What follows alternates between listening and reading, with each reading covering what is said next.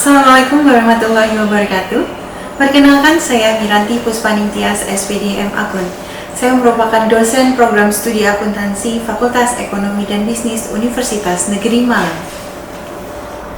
Video ini dibuat dengan tujuan untuk memenuhi salah satu persyaratan sertifikasi dosen tahun 2023, yaitu pernyataan diri dalam unjuk kerja Tridharma Perguruan Tinggi atau PDD UKT-PT, khususnya pada aspek pengajaran. Perkenankan, pada kesempatan kali ini saya menjelaskan mata kuliah yang saya ampu, yaitu mata kuliah akuntansi sektor publik dengan jumlah SKS setara 3 SKS teori. Baiklah, saya akan memulai untuk menjelaskan mata kuliah akuntansi sektor publik secara keseluruhan. Pada mata kuliah ini membahas tentang standar akuntansi, penganggaran, akuntansi keuangan, dan pengauditan pada organisasi pemerintah dan organisasi nirlaba seperti pemerintah pusat, pemerintah daerah, yayasan, rumah sakit, desa, tempat ibadah, lembaga swadaya masyarakat atau LSM, serta partai politik. Adapun standar capaian pembelajaran yang akan ditentukan pada mata kuliah ini, yaitu mahasiswa mampu menguasai konsep dan prosedur akuntansi keuangan secara terampil, mengaplikasikannya pada konteks entitas bisnis, sektor publik, dan syariah nasional serta global sesuai dengan norma agama dan etika profesi secara mandiri dan adaptif terkait terhadap perkembangan ilmu, pengetahuan, dan teknologi. Adapun capaian pembelajaran mata kuliah pada akuntansi sektor publik ini, yang pertama adalah mahasiswa mampu memahami ruang lingkup akuntansi sektor publik. Kedua, mahasiswa mampu memahami regulasi, standar akuntansi pemerintahan, dan standar akuntansi nirlaba. Yang ketiga, mahasiswa mampu memahami penganggaran sektor pemerintah. Yang keempat, mahasiswa mampu memahami teknis pencatatan sektor publik. Yang kelima, mahasiswa mampu memahami laporan keuangan sektor pemerintahan. Dan yang terakhir adalah mahasiswa mampu memahami laporan keuangan organisasi nirlaba. Baiklah, pada pertemuan kali ini saya akan menjelaskan secara lebih rinci, lebih mendalam mengenai penganggaran sektor publik, khususnya pada pemerintah pusat dan pemerintah daerah. Secara garis besar, materi penganggaran sektor publik ini mencakup sejarah perkembangan anggaran organisasi publik. Yang kedua adalah mengenai pengertian anggaran organisasi publik. Ketiga, mengenai fungsi, jenis, karakteristik, dan prinsip penyusunan anggaran sektor publik. Keempat, mahasiswa juga memahami alur penyusunan APBD dan APBN, serta mengetahui bagaimana format APBD dan APBN tersebut diterapkan di pemerintah pusat maupun pemerintah daerah. Dan yang terakhir, materi terkait dengan penganggaran sektor publik ini adalah membandingkan bagaimana penerapan anggaran di Indonesia dan juga di beberapa negara lain, bahkan negara maju yang ada di dunia. Pada perkuliahan kali ini, metode yang saya gunakan dalam pembelajaran yaitu menggunakan problem-based learning dengan memberikan mini case study tentang mengenal format anggaran di beberapa kota kabupaten yang ada di Jawa Timur. Mahasiswa diminta untuk secara berkelompok mampu mengidentifikasi akun-akun yang dicatat pada anggaran atau APBD atau bahkan APBN yang ada pada pemerintah. Beberapa referensi yang digunakan yaitu referensi berupa buku cetak terkait dengan teori, konsep, dan aplikasi akuntansi sektor publik, serta akuntansi pemerintah daerah berbasis aktual. Selain itu, terdapat beberapa referensi lainnya seperti referensi-referensi APBD atau APBN yang berasal dari kota atau provinsi yang ada di Indonesia. Pada perkuliahan, akuntansi sektor publik ini dilaksanakan dalam 16 pekan pertemuan, kemudian UTS nanti akan dilaksanakan pada pertemuan ke-8 dan UAS akan dilaksanakan atau dilakukan pada pertemuan ke-16 secara tatap muka, sinkronus dan juga asinkronus.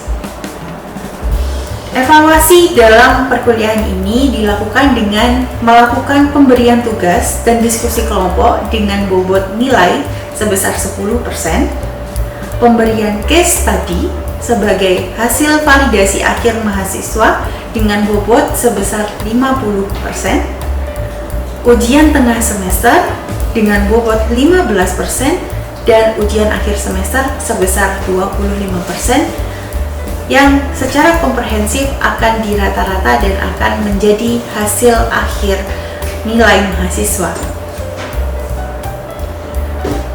Berikut adalah cuplikan proses pembelajaran yang saya lakukan di kelas secara sinkronus tatap muka.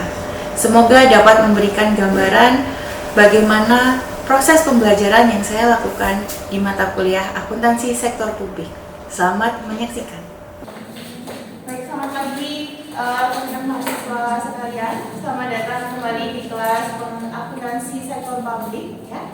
Pada kesempatan pagi hari ini kita akan mempelajari materi baru kaitannya dengan akuntansi sektor publik, tapi juga tidak terlepas dari materi-materi kita di pertemuan sebelumnya. Baik, untuk memulai kelas kita mungkin mulai dulu dengan ucapan Bismillah ya. Silakan Bismillahirrahmanirrahim.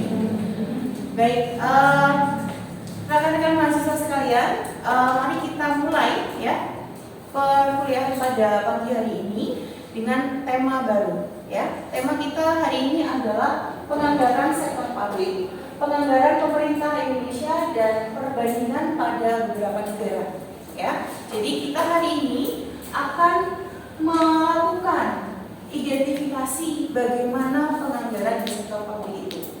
Salah satu outcome atau learning outcome yang harus kalian pelajari adalah kalian mampu mengetahui alur penyusunan anggaran di sektor publik, khususnya di pemerintah daerah.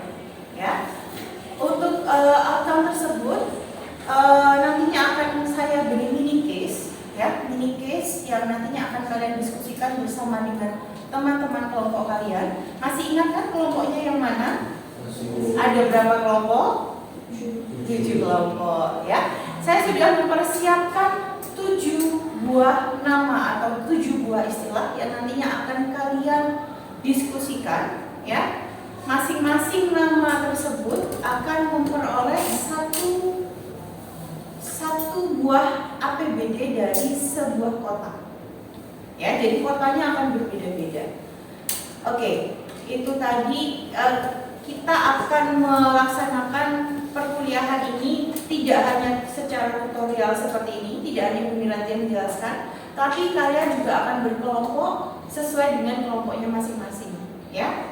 Dan nama kelompoknya nanti akan yang tidak dicapai selama periode waktu tertentu dan dinyatakan dalam ukuran finansial, ya. Tadi Bu Berarti sudah menyebutkan APBD. Apa kepanjangan dari APBD? Silakan angkat. Salsa.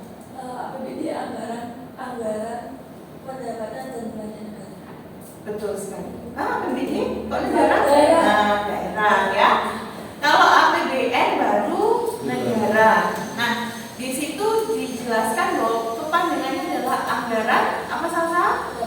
Pendapatan dan belanja daerah gitu ya. Kalau APBN adalah anggaran pendapatan dan belanja negara. Nah, di dalam APBD atau APBN semuanya dinyatakan dalam bentuk finansial atau dalam bentuk ukuran numerik atau angka, ya. Nah, angka di sini kaitannya dengan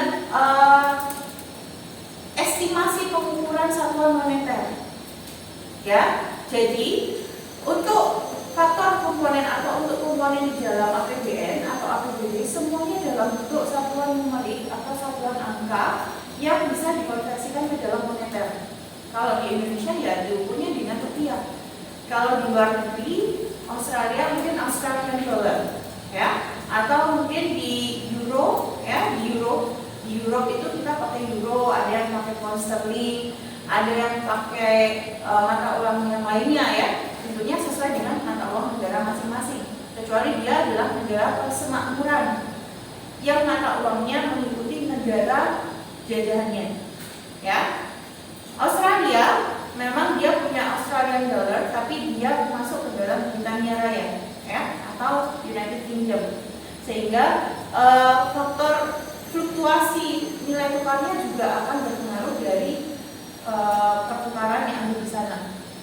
Nah, di sini anggaran sektor publik merupakan pernyataan mengenai estimasi dari suatu kinerja pemerintah. Jadi kalau kalian mau tahu kinerja pemerintah apa saja, boleh dibaca RPJMN-nya atau RPJMD-nya dan RPJMD-nya, serta yang terakhir adalah APBD-nya. Ya, APBD di sini biasanya komponennya adalah hanya pendapatan dari belanja. Ya, sekali lagi saya tekankan bahwa di dalam APBD itu komponennya adalah komponen belanja dan juga komponen pendapatan. Ada yang tahu komponen pendapatan dalam APBD itu apa saja? Ya Pak? Apa Mbak? PAD, betul PAD. Ada lagi? Apa lagi? Ada yang tahu? Dana desa. Kan kita berbicara konsepnya adalah daerah ya, bukan desa. Kalau di daerah memang ada PAD Mbak, tapi PAD-nya adalah pendapatan asli desa, bukan pendapatan asli daerah. Ya. Nah, di dalam APBD itu komponennya selain ada PAD, ada juga dana hibah pemerintah, ada dana transfer pemerintah, kemudian ada pendapatan pajak retribusi, kemudian pendapatan dalam satu hari, begitu ya. Nah, baru ketika kalian sudah lihat checklist dulu, kalian sudah melakukan pekerjaan itu di akhir hari, ya, di akhir hari atau di akhir waktu kalian melihat kembali ke dalam list kalian. Wah, ternyata saya sudah melakukan ini, kalian centang, ya. Saya sudah melakukan pekerjaan menyapu, sudah kalian centang. Saya sudah melaundry baju atau mencuci baju sendiri, sudah dicentang. Kemudian saya sudah merapikan kamar, membersihkan kamar, dicentang. Saya sudah mengerjakan untuk urusan-urusan di rumah, itu sudah kalian centang. Dari to-do list 7 kalian itu tadi, mana yang belum terlaksana? Pasti ketahuan kan? Nah, itulah fungsi anggaran. Itulah ibaratnya ya, ibaratnya fungsi anggaran di dalam satu pemerintahan. Fungsi anggaran itu untuk melakukan yang namanya pengendalian. Saya sudah melakukan ini, tapi saya belum melakukan ini. Saya harus kembali kepada track saya harus on the track lagi, supaya saya bisa mencapai 100% seluruh rancangan kegiatan saya. Itu untuk sebagai pengendalian. Selanjutnya adalah sebagai kebijakan fiskal, ya.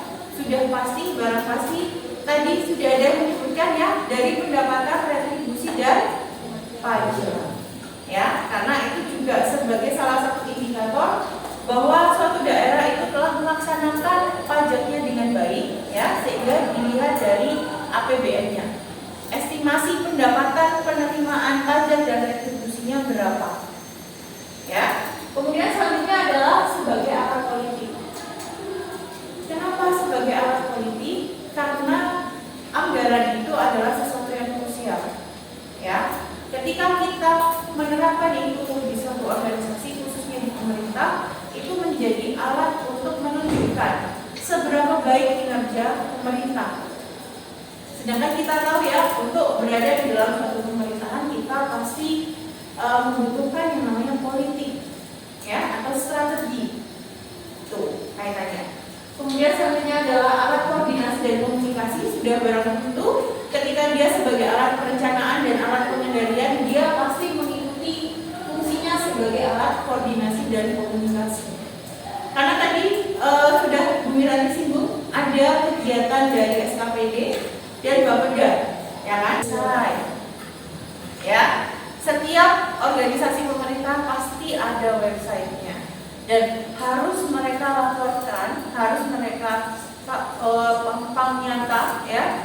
Setiap kota kabupaten pasti punya website. Nah, untuk itu nanti Bu Miranti akan ada sedikit mini case ya, di mana di situ sudah kalian tidak saya beri filenya langsung, tapi nanti kalian akan Bu Miranti beri link websitenya. Jadi silahkan kalian cari di situ mana anggaran pemerintahnya, ya, formatnya seperti apa, ya. Untuk tujuan dan karakteristik anggaran itu sebenarnya ada kaitannya dengan tujuan yang tadi, ya, kaitannya dengan fungsi anggaran. Tujuannya untuk membantu pemerintah mencapai fiskal, kemudian membantu menciptakan efisiensi, memenuhi prioritas belanja, itu yang selalu dilakukan oleh pemerintah. Jenis-jenis anggaran, ya, ini khususnya di dalam pemerintahan ada anggaran operasional dan modal, ya. Kemudian ada anggaran pengesahan status hukum, anggaran umum, ada anggaran khusus, anggaran tetap dan anggaran fleksibel, serta anggaran eksekutif dan legislatif. Nah, mungkin yang kalian penasaran banget itu adalah anggaran eksekutif dan legislatif. Siapa penyusunnya? Itu yang mana? Yang eksekutif. Yang eksekutif adalah Kementerian Keuangan. Kementerian Keuangan. Kemudian anggaran legislatif DPR. Baik, itu kalau kaitannya dengan APBN ya. Kalau kaitannya dengan APBD, otomatis sudah bagus, otomatis sudah sah, ya, sudah difinalkan di sana. Otomatis anggaran itulah yang menjadi anggaran APBD kota atau kabupaten atau daerah di tahun berjalan. Ya, cara menyusunnya seperti itu, alur penyusunannya seperti itu. Nah, ini perencanaan dan penganggaran keuangan daerah. Kita bermula dari RPJPD, rencana jangka pendek pemerintah daerah.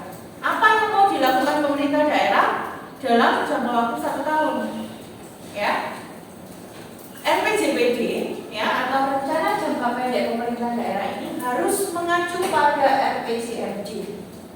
Apa jangka menengahnya? Apa kebutuhan selama 3-5 tahun ke depan bagi pemerintah daerah ini, ya? Jadi RPJPD itu sebenarnya merupakan turunan dari RPJMD, ya. Kemudian dari hasil RPJPD dan RPJMD itu muncullah yang namanya RKPD, Rencana Kegiatan Pemerintah Daerah. Ya, dari rencana misalnya, silakan. Sudah mengerti? Oke. Nanti kalau nanti menyampaikannya terlalu cepat bisa diinterupsi, gitu ya? Baik. Prinsip-prinsip dalam penganggaran sektor publik ya sudah jelas ya, harus transparan ya. Kemudian otorisasi legislatif, adil, demokrasi, periodik. Yang sebelah sini ini akuntansi banget, ya. Periodik, akurat, jelas, berhati-hati, akuntabel dan transparan. Tapi kita juga butuh otorisasi legislatif, komprehensif dalam menyeluruh keuntungan anggaran, not discretionary appropriation, demokrasi, ada adil dan bermoral tinggi. Ini prinsip-prinsip dalam melakukan atau menyusun anggaran di sektor publik. Sistematika anggaran, ya, itu yang sudah Bu Mira dijelaskan di awal tadi, ya, bahwa kalau di sektor publik faktor atau komponen penyusunnya hanya ada 2, ada pendapatan dan juga biaya atau beban. Kalau di istilah akuntansi namanya beban ya, tapi kalau di pemerintahan itu disebutnya biaya. Biaya yang tinggi. Di dalam PPT itu kurang apa? Kurang pendapatan apa? Di situ sudah ada pajak, social contribution, riba, obligasi, dan pendapatan lain-lain.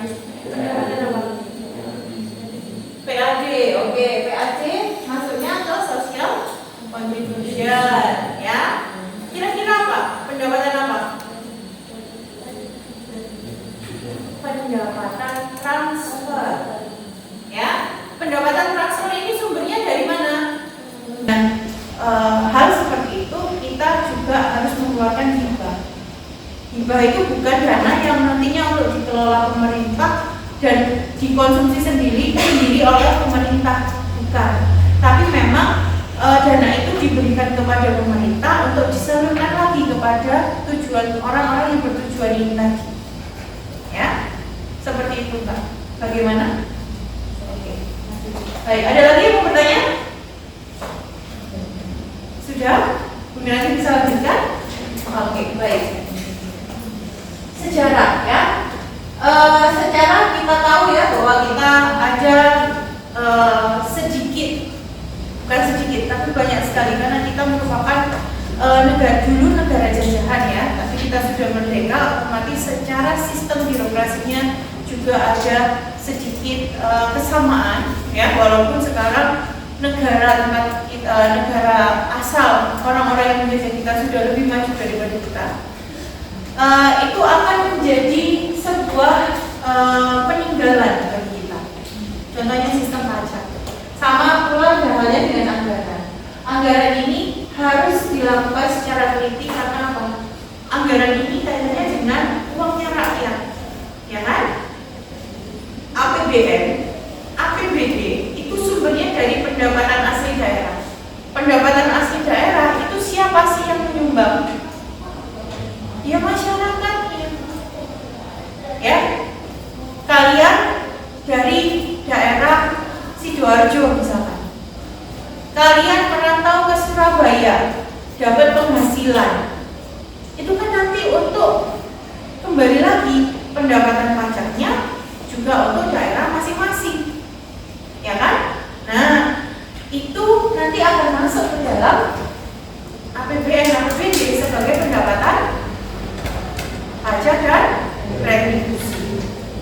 Ya, harus dilakukan secara cermat dan teliti. Maka dari itu RAP atau anggaran itu juga menjadi dasar untuk penyusunan anggaran sebelum era dan lain sebagainya ya, sehingga nanti bisa kalian baca sendiri. Nah, di sini ada ini pendekatan perbandingan anggaran tradisional dengan New Public Management, ya. Ini bisa kalian bandingkan bahwa di zaman yang dulu tradisional kita masih dalam era Orde Lama, Orde Baru, gitu ya. Nah, kemudian kita melakukan transisi dalam ranah New Public Management, di mana sudah ada yang namanya otonomi daerah, ya. Otonomi daerahnya ada 2 tahap. Kalau di kita sudah mengalir seperti biasanya satu tahap, ya. Nah, di sini Prancis ada yang namanya PPBS, Planning Program Budgeting System, ya. Kemudian di negara maju lainnya otomatis juga ada beberapa yang menggunakan PPBS, ya, Planning Programming Budget System.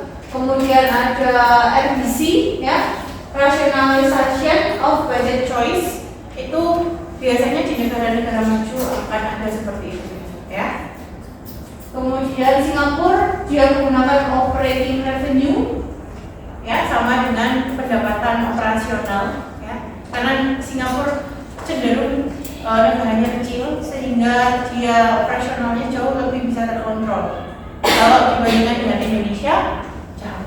Indonesia nggak akan bisa menggunakan operating revenue. Karena apa? Jangkauan negara, ya, jangkauan pemerintah pusat kepada negara-negara yang kepada pulau-pulau yang ada di Indonesia itu jaraknya jauh. Sehingga kalau dia menggunakan operating revenue, ya, dia akan kesusahan atau kesulitan untuk mengontrol pendapatan dari masing-masing ini tadi. Oke ya, oke. Kelompok ketiga.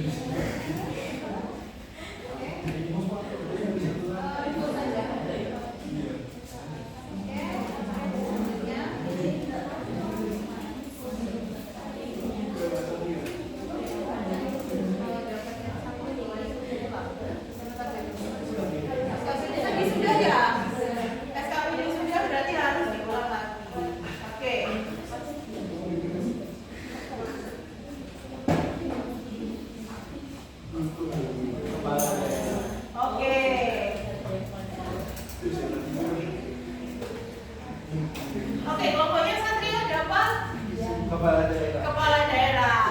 Siapa pokoknya Satrio? Aku Sofil, Satrio Bayu, Rizal, sama Robert Ibu. Oke. Dapat Gagal. Oke, berarti dapat kepala daerah. Oke, silakan Bu.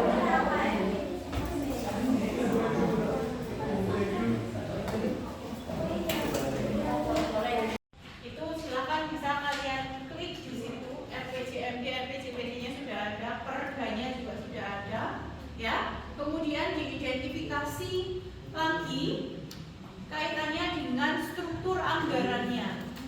Boleh struktur anggaran 2023, boleh struktur anggaran 2022. Tergantung ketersediaan yang ada di websitenya masing-masing. Ya. Di dalam struktur APBD itu apakah sama dengan yang Bu Minati jelaskan tadi? Apakah tidak? Ataukah ada akun-akun lain? Sudah jelas? Oke, kalau sudah jelas silahkan dikerjakan case-nya, ya. Mini case ini minta tolong untuk di hold, ya, dilanjutkan nanti sampai akhir semester. Jadi case-nya adalah kalian melihat masing-masing strukturnya. Kalau ternyata nanti sampai akhir semester kalian sudah selesai, ya berarti nanti saya beri case lagi, ya. Jadi nanti case-nya akan ada beberapa. Jadi kalau kalian sudah menyanggupi ini selesai di pertemuan ke-7, berarti nanti akan ada satu case lagi yang bisa kalian lakukan, ya. Jadi bobot penilaian Bu Minati sudah jelas, ya, 50% untuk case dan project, ya. Sisanya untuk UTS, UAS, dan juga partisipasi kelas, ya. Silakan. Demikian deskripsi singkat serta cuplikan proses pembelajaran dari akuntansi sektor publik yang saya ampu. Semoga dapat memberikan gambaran mengenai kinerja pengajaran yang saya lakukan, khususnya pada mata kuliah akuntansi sektor publik di Prodi S1 Akuntansi Fakultas Ekonomi dan Bisnis Universitas Negeri Malang. Saya mengucapkan terima kasih kepada seluruh tim penilai dan tim panitia Smart Sertifikasi Dosen tahun 2023 serta Kemendikbudristek. Saya juga mengucapkan terima kasih pada Universitas Negeri Malang, seluruh kolega, mahasiswa, dan seluruh tim produksi yang terlibat. Sekian dari saya. Mohon maaf atas segala kekurangan. Wassalamualaikum warahmatullahi wabarakatuh.